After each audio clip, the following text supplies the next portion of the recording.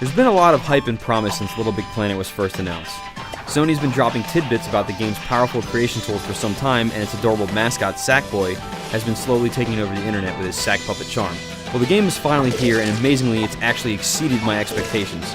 There's still some quirks here and there which detract from the overall experience in some small ways, but know this, the game absolutely delivers. Little Big Planet is a game about the eternal struggle between crazy-looking sack puppets and the hazardous environments that they call home.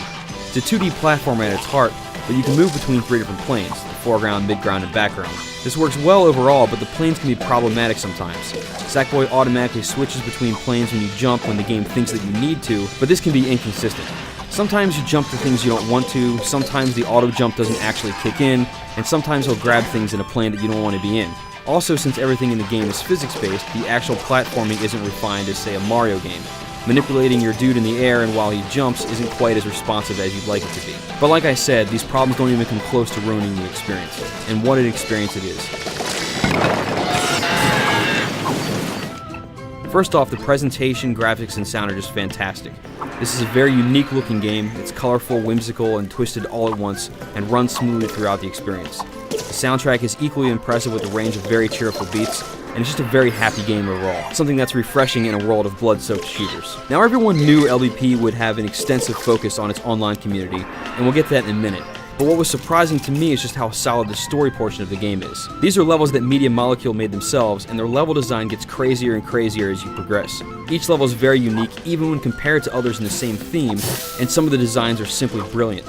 If you run straight through the game without really hunting for items, you can breeze through in 5 or 6 hours, but each stage encourages you to play through them multiple times. You can get awards if you meet certain criteria. There are countless objects and costumes to collect that can be then used in the create mode. There are specific co-op challenges and lots more. If the game was just the story mode alone, it would still be an amazing title. But obviously that's not the case. The level creator is unlike anything that's been done on consoles before. There are a ton of different tools in the game, and listing them all would be a lost cause, but just be assured that you can change and tinker with pretty much any aspect in any level that you want. Things like camera movement, sound cues, enemies, whatever. Well, maybe not whatever, but pretty close.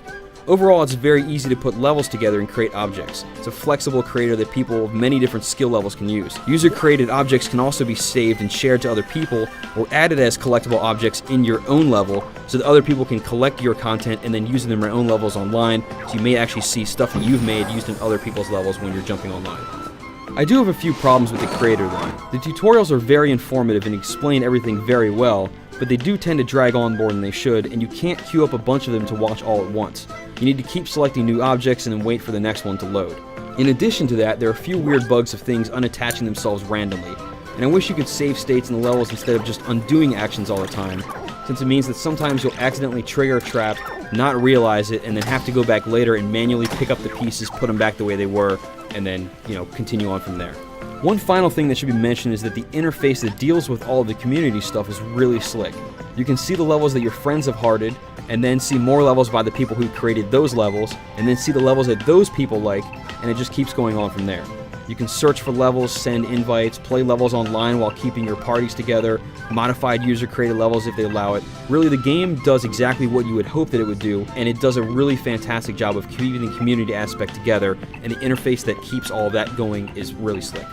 There's a lot to talk about with this game, but just know that Little Big Planet is a fantastic title overall, and a great exclusive for PS3 fans everywhere. Games this unique don't come around very often, so do yourself a favor and check it out, because this really is an instant classic. For the full written review, log on to IGN.com.